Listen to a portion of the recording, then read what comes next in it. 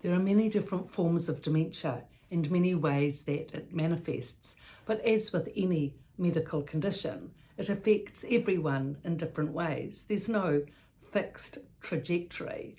The powerful experience is finding new ways of loving and new ways of communicating with the person as the condition progresses.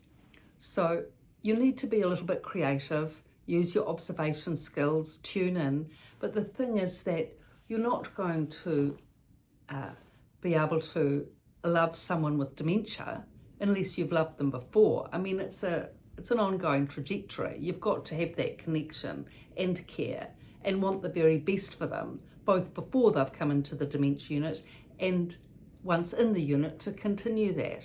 So it's an ongoing commitment, ongoing relationship that makes the difference, but it is important to be able to adjust with the change.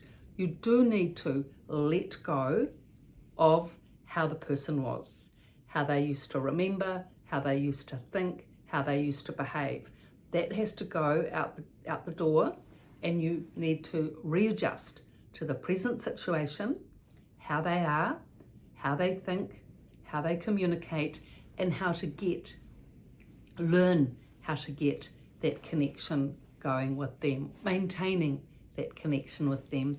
And there's many ways to do this. In the dementia unit I worked at, the relatives were really creative in the ways that they came up with to be able to keep that love and connection so the person could feel secure and supported.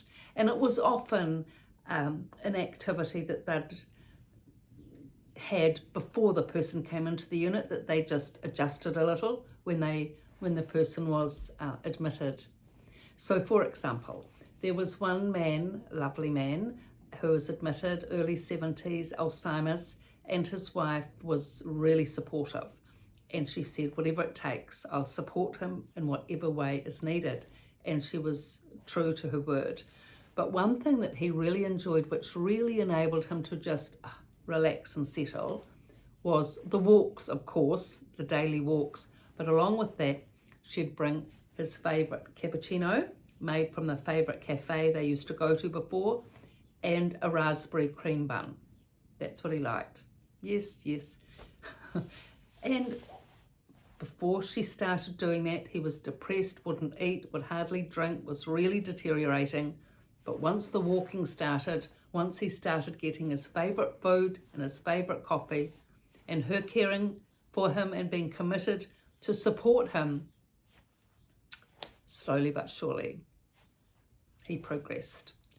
Now, there was another lady, a lovely woman. She was also in her early 70s, very fit when she was admitted. She could walk for 10 kilometres easily on admission. And her husband was excellent at taking her for daily walks, which really helped a lot to keep her settled. But he also had a little dementia radio that he'd sorted out, some sort of system where he could put all her favourite songs on the radio or the music machine and dementia radio, and she would play her songs all day long, her favourite songs that he had inserted, and she loved that. So, you know, it's not majorly different things necessarily that people do, but sometimes it is. I mean, there was one woman, she was very creative. Her mother, I think, had been a school teacher. She was as well.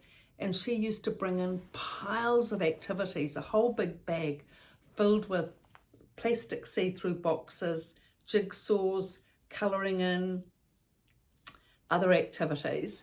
And she'd get these out at the dining table. And according to the mood of her mother and the ability on the day, she would do activities with her. Her husband used to come as well, and she'd stay a good couple of hours.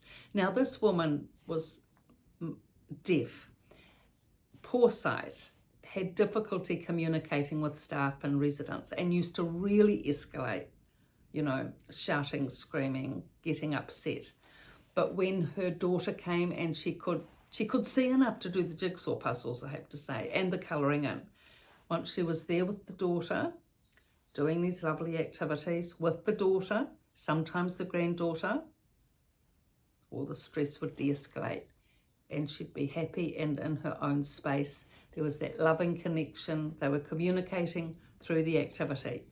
And that was the way that she was able to keep a really lovely connection with her mother, a supportive connection all the way through. And it really helped the staff as well, because at least for the time that the daughter was there, it was quiet and peaceful. So these are just ways, you know, there's many, many ways, but all of which I've talked about, written about in the Resident's Voice and the Resident's Rise, everything in the description below. Good gift and Christmas coming up, birthday, whatever, for people affected by dementia, companion books. Thank you for your looks and your likes, and thank you.